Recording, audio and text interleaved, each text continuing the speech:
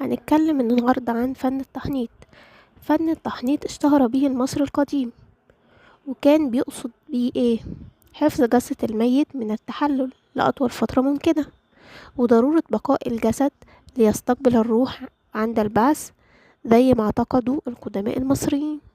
وبدأوا المصريين القدماء ممارسة التحنيط من أكتر من 5000 سنة، وكانوا يعتقدون أن الجسد هو وعاء الروح، وإذا تحلل الجسد فلن تعود الروح إليه في العالم الآخر.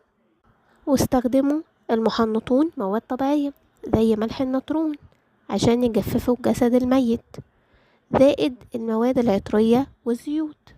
وكانت عملية التحنيط دي كانت بتستغرق حوالي 70 يوم.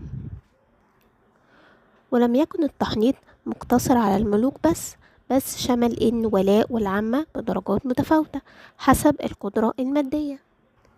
حتى كانوا بيقوموا بتحنيط بعض الحيوانات المقدسة زي القطط والتيران والتماسيح، كانت يتم تحنيطها. لذلك بقيت المومياوات المصرية حتى يومنا هذا، ومحفوظة بشكل جيد ومدهش في جميع المتاحف المصرية.